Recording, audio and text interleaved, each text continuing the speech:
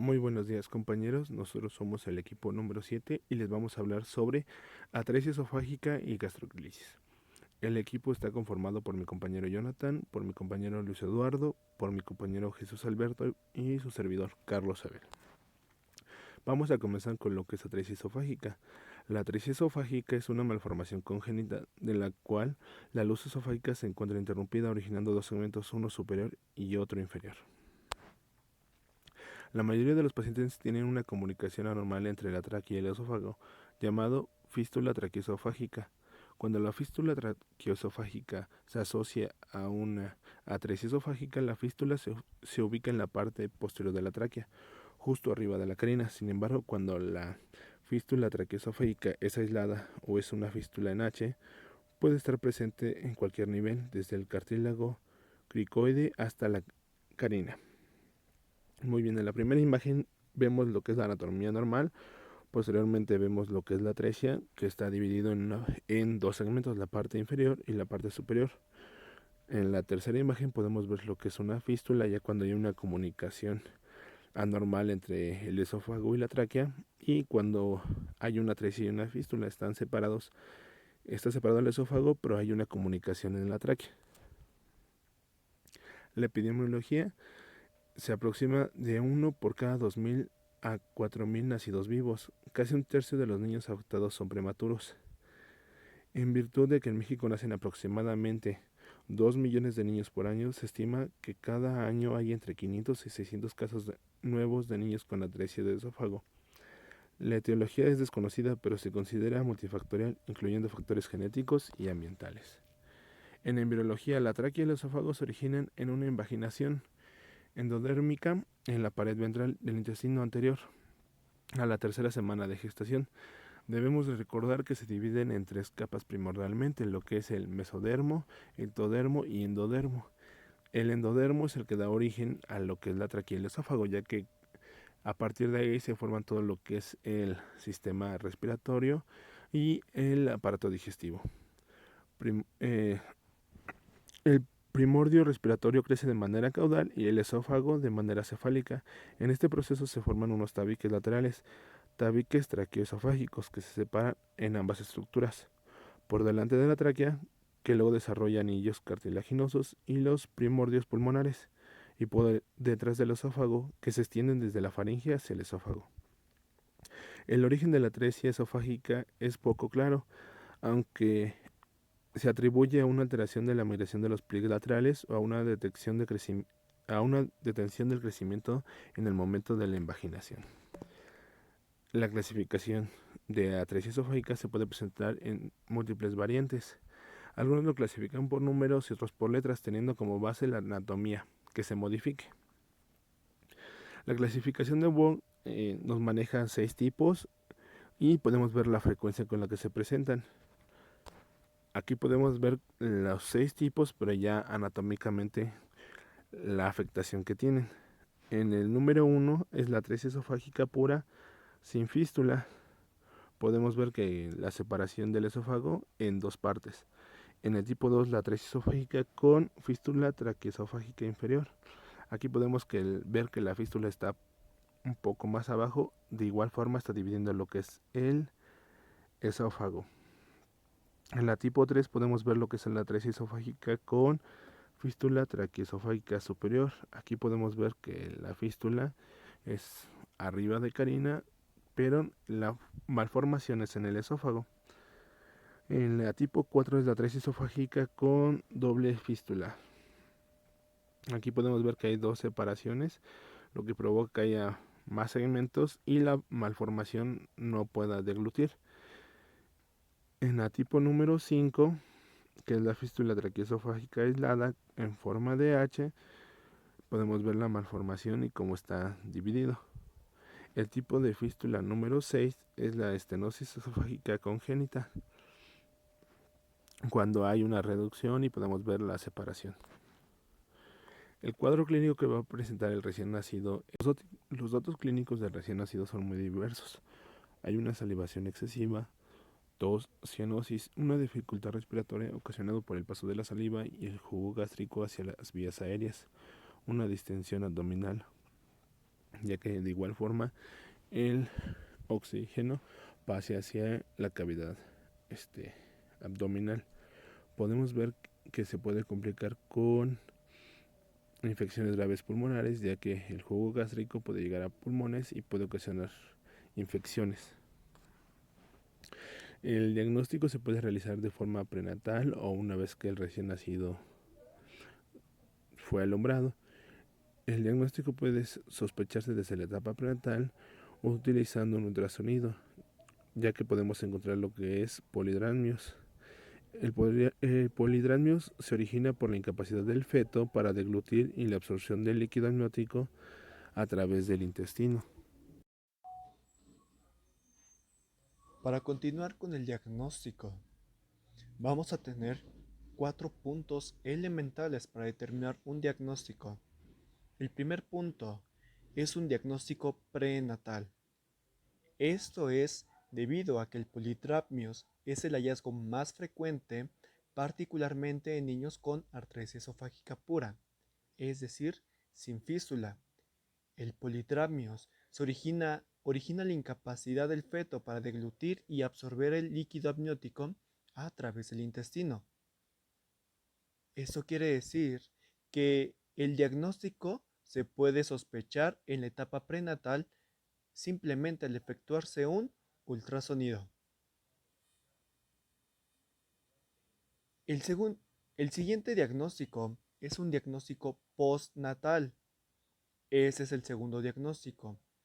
Y vamos a tener en cuenta a los prematuros con bajo peso al nacer menores de 2.500 gramos. En este diagnóstico observaremos que al momento en que se aspiran las secreciones orales, en la cual se va a avanzar suavemente hasta el estómago, detectaremos que la sonda no avanza. Entonces se debe sospechar la presencia de artresia de esófago. Esta sonda debe de ser de un calibre de 10 French para evitar que al chocar con el fondo del saco ciego se doble y dé una falsa apariencia de permeabilidad. El tercer diagnóstico va a ser un diagnóstico de gabinete y este es el diagnóstico que se corrobora mediante las radiografías de tórax, de cuello, tanto anterio-posteriores como laterales, colocando una sonda radiópaca o bien de un medio de contraste hidrosoluble. Este se va a administrar entre 0.5 mililitros y 1 mililitro, que se va a indicar en la posición de la sonda. Finalmente, para dar totalmente la confirmación diagnóstica preoperatoria, se va a realizar una endoscopía. Esta se va a realizar mediante la observación de la vía aérea para que se pueda llegar a confirmar o descartar la presencia de fístula inferior. Si se confirmara la coexistencia de anillos traqueales o compresiones extrínsecas, esto es para descartar fístulas al cabo superior. Continuamos con el tratamiento inicial. Se va a enfocar hacia la evaluación integral de recién nacido. En el tratamiento inicial se debe de determinar la presencia de malformaciones asociadas, así como evaluar el posible compromiso infeccioso en espacio del origen pulmonar. ¿Qué acciones se van a tomar en el preoperatorio? Bien, se va a colocar en posición semisentado, se va a realizar aspiración de esófago superior atrésico, no comprimir el abdomen, accesos vasculares, ecocardiografía preoperatoria, confirmación diagnóstica radiológica y endoscópica, se va a tener un acceso vascular periférico y se va a realizar la monitorización de oximetría de pulso. En el tratamiento prequirúrgico se continúa con la manipulación mínima de recién nacido, se coloca recién nacido en una cuna radiante en una posición semifowler o Fowler en un ángulo de 30 a 40 grados, se coloca una sonda de aspiración, se brinda oxigenoterapia, se brinda la intubación endotraqueal en caso de ser necesario, se brinda ayuno y soluciones intravenosas, se va a enviar a la unidad de cuidados intensivos neonatales, por lo cual se van a tomar exámenes de laboratorio, se va a tomar un ultrasonido renal cardíaco y transfontanelar. Se va a administrar antibióticos y se va a iniciar el inicio de nutrición parenteral para llegar a una broncoscopía. En el tratamiento quirúrgico, la artresia esofágica no es una emergencia quirúrgica, por lo que recién nacido se llevará a una cirugía una vez que se encuentre estable. Se va a determinar el tipo y la gravedad de las malformaciones asociadas y se establecerá un plan de tratamiento quirúrgico. En dado caso en que llegue a ser totalmente urgente, es cuando realmente los niños cuentan con un ventilador mecánico. También será urgente en casos con recién nacidos con artresia duodenal o malformaciones en ano rectal. Finalmente, terminamos con un tratamiento postquirúrgico. Para esto, se debe de tomar una radiografía de tórax. Se debe de hacer una estimulación mínima o una manipulación mínima de recién nacido. Se va a aspirar la orofaringe, se va a tomar la temperatura y brindar la oxigenación. Se va a ocupar el uso de relajantes y ventilación mecánica. Se van a administrar analgésicos y antiácidos, antibióticos en caso de que presente neumonía. Se va a administrar la nutrición parenteral. Se va a tener cuidado de la sonda transanastómica y se va a hacer un aporte enteral después de las 48 a 72 horas. Casi finalmente se va a continuar con un esofanograma o ultrasonido. Al inicio de la nutrición se va a empezar a partir del quinto al sexto día y finalmente vamos a llegar a lo que es el egreso hospitalario de recién nacido después de un tratamiento postquirúrgico. Ahora vamos a abordar los defectos de la pared abdominal. Estos son defectos congénitos del cierre embriológico de la pared abdominal y ocurren alrededor de la semana 11 de vida intrauterina. Normalmente se manifiestan por la protrusión de vísceras abdominales a través de una apertura en el cordón umbilical o adyacente a él. Los defectos de la pared abdominal tienen una división. Uno de ellos es el onfalocele y por otro lado está la gastrosquisis. El onfalocele, en este el defecto se encuentra en el cordón umbilical, en el cual su tamaño suele variar entre 2 a 15 centímetros y tiene un saco peritoneal que contiene una cantidad variable de intestino y en ocasiones se puede observar tejido del hígado. Por otro lado, la gastrosquisis es la apertura inmediatamente lateral al cordón, habitualmente a la derecha, con un diámetro menor en ocasiones a 5 centímetros, el cual carece de saco. El intestino delgado y parte del colon están eviscerados, rara vez lo están el hígado, el vaso o el estómago. Se puede observar una imagen de la división también para poder distinguir la patología de la gastrosquisis con el onfalocele. La gastrosquisis es un defecto de la pared abdominal y por otro lado el onfalocele podemos observar que el defecto se encuentra en el cordón umbilical. La gastrosquisis es un defecto congénito de todas las capas de la pared abdominal anterior, normalmente localizada a un lado del cordón umbilical, del lado derecho, a través del cual se hernia el contenido abdominal desprovisto de cualquier tipo de envoltura. Habitualmente el contenido eviscerado está representado por todo el intestino delgado y parte del intestino grueso. Raramente emergen a través del efecto de la pared abdominal el estómago, el hígado, la vesícula biliar, el vaso, la vejiga y órganos genitales internos. Hoy en día no existe una única teoría que explique cabalmente la etiopatogenia de la gastrosquisis.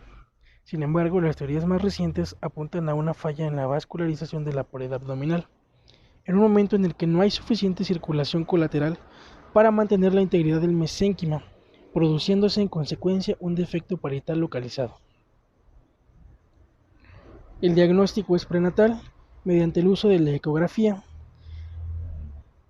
Ocurre normalmente durante las primeras semanas de gestación, una vez que los órganos se han desarrollado por completo. Se puede observar una imagen donde se puede distinguir mediante el uso de la ecografía el abdomen fetal y el defecto congénito de la gastrosquisis. Suelen haber anomalías asociadas a este defecto. Uno de ellos es el síndrome de malrotación intestinal. Otras anomalías intestinales normalmente asociadas son la atresia, la estenosis, la perforación, la necrosis segmentaria y el vólvulo del intestino medio. Más raramente se pueden encontrar anomalías como el testículo no descendido, oligohidramnios, parto prematuro e inclusive la muerte fetal. Para el manejo médico prequirúrgico es importante seguir 3 puntos esenciales para el correcto manejo del niño con este defecto. Primero, hay que establecer con exactitud el tipo de defecto parietal en base a las distintas características anatómicas, es decir, realizar un diagnóstico diferencial. Seguido hay que realizar una descompresión gastrointestinal con una sonda orogástrica del calibre adecuado. Seguido a esto, se tiene que realizar una protección del intestino eviscerado mediante el uso de dispositivos los cuales van a contener o van a proteger al contenido intestinal que se encuentra fuera de la pared abdominal. Para la protección del intestino eviscerado se tiene que realizar el uso de la cuna radiante. Es importante recalcar el uso de la cuna radiante, ya que los órganos que se encuentran alojados dentro de la pared abdominal funcionan también como centros reguladores de la temperatura. Entonces, al momento en que estos órganos tienen contacto con el medio externo, suele causar que descienda la temperatura. Aunado a esto, se le puede realizar un método que es utilizado, el cual consiste en envolver al niño dentro de una bolsa plástica hasta las axilas como se los comento, con una bolsa de plástico. Para envolver el intestino, primero se tiene que realizar con gasas humedecidas en solución cloruro de sodio o solución Ringer lactato. En todo caso se puede utilizar vaselina líquida estéril y después de esto cubrir por fuera con una lámina o bolsa de plástico estéril para evitar cualquier posibilidad de isquemia intestinal o de vólvulo hasta que se proceda con el tratamiento definitivo. Aquí a un lado podemos mostrar una imagen en la que se observa cómo se protege el intestino mediante el uso de una bolsa. Es importante que la solución que se va a utilizar para proteger el intestino tiene que estar a temperatura entre 36 y 37 grados centígrados, justamente para evitar el descenso de la temperatura. En la actualidad, el método más usado en los países desarrollados es colocar el intestino eviscerado, tan pronto como sea posible, en el interior de un silo prefabricado y de base autoexpandible, y estabilizarlo en el centro de la incubadora, dejando al niño en posición supina. Se puede observar en las imágenes que tienen debajo el dispositivo llamado silo, el cual funciona para proteger a todo el contenido que se encuentra fuera de la cavidad peritoneal.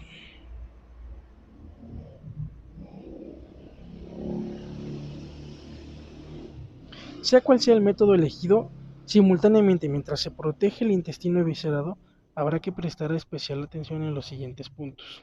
Primero, valorar el tamaño del defecto. Seguido a esto hay que investigar sobre anomalías asociadas, ya que normalmente estas anomalías, esta patología suele estar asociada a otro tipo de patologías. Hay que acomodar correctamente el intestino, evitando cualquier tipo de vólvulo del mismo sobre su eje. Se tiene que realizar el mantenimiento de la temperatura corporal mediante el uso de la cuna radiante, como se les ha explicado, además del mantener protegido el contenido que se encuentra eviscerado con la bolsa o con el silo, y evidentemente el uso de las soluciones a temperaturas de 36 a 37 grados centígrados. Por último, hay que mantener un equilibrio hidroelectrolítico. En forma similar al punto anterior, el contenido eviscerado es una fuente de pérdida hídrica, tanto mayor cuanto más grande sea la superficie expuesta. El mantenimiento del equilibrio hidroelectrolítico se conseguirá cubriendo adecuadamente el contenido eviscerado y manteniendo un buen estado de hidratación.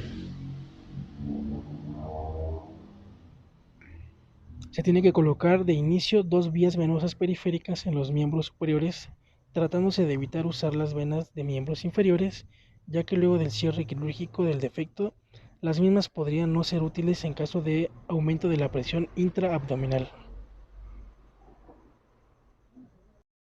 Al manejo del recién nacido con gastroquisis es muy importante que nosotros aseguremos un adecuado aporte nutrico. Esto lo vamos a llevar por medio de la administración de la NPT, ya que estos niños permanecen en ayunos prolongados.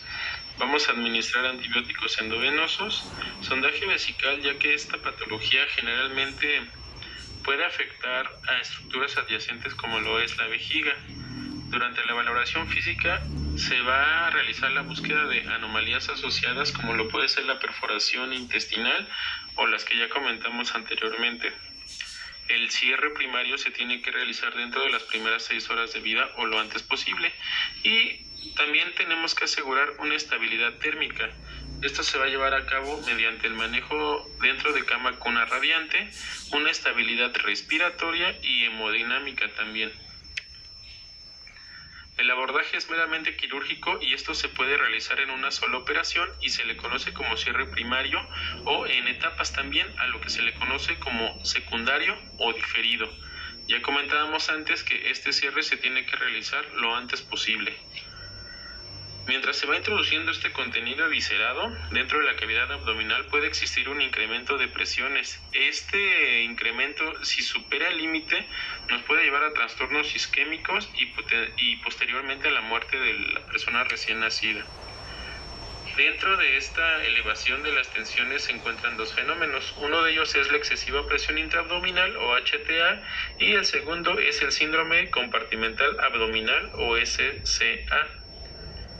Y bueno, estos se definen como HTA a aquella presión que supera los 15 milímetros de mercurio, y a la SCA cuando se superan los 20 milímetros de mercurio. Bueno, a consecuencia de estas elevaciones de las tensiones intraabdominales, pues nos puede llevar a una elevada morbimortalidad, y esto se da por medio de 3 mecanismos. El primero pues es la compresión de la vena cava inferior. El segundo es la elevación de ambos hemidiafragmas, lo que pues puede comprometer el estado respiratorio del recién nacido. Y el tercero es la compresión del lecho esplénico o vaso y de los uréteres. En la actualidad se conocen 4 técnicas quirúrgicas para este abordaje. El primero es la reducción total del contenido eviscerado bajo anestesia general en una sala de operaciones. El segundo es la reducción total, pero sin anestesia ni sedación, y esto en la sala de neonatología, o sea, poco tiempo después de haber nacido. El tercero es la reducción progresiva en etapas, esto bajo anestesia general en una sala de operaciones y ayudados de un silo anclado a la pared abdominal. El silo anclado es la bolsa que veíamos también en diapositivas anteriores, donde se va a colocar todo el contenido visceral para después de eso introducirlo dentro de la cavidad abdominal. Y el cuarto es la reducción progresiva en etapas, pero sin anestesia ni sedación y usando un silo prefabricado. Entonces estamos viendo que las 4 son una combinación, y estas se van a tomar en cuenta dependiendo del estado o la gravedad de la patología en el recién nacido. Y pues aquí vemos el ejemplo, ¿no?, de cómo se hace la introducción de todo este material visceral dentro de la cavidad abdominal por medio de los hilos. y nos dice que este proceso puede llevar desde 6 a 12 horas aproximadamente, siempre teniendo en cuenta la elevación intraabdominal en el recién nacido. Y bueno, este es un pequeño resumen de lo que habíamos visto del manejo quirúrgico y postquirúrgico, es prácticamente lo mismo. Como cuidados de enfermería, pues vamos a valorar siempre la necesidad del ventilador mecánico. Esto lo comentamos por la elevación de los diafragmas, arcos diafragmáticos, lo comentábamos así me parece. El ayuno prolongado también, donde veíamos la NPT, el uso de incubadora, la colocación de sonda orogástrica que habíamos dicho que era de 10 French, el catéter vesical y pues mantener decúbito dorsal obligadamente al pequeño. Esto pues para no alterar las estructuras intestinales. Y por último estamos viendo un algoritmo del manejo de niños con gastroquisis y esto básicamente es un resumen de cómo lo vamos a monitorear y cómo lo vamos a manejar una vez que está pues dentro de los servicios de neonatología. Entonces por nuestra parte esto es todo, estas son nuestras referencias y muchas gracias.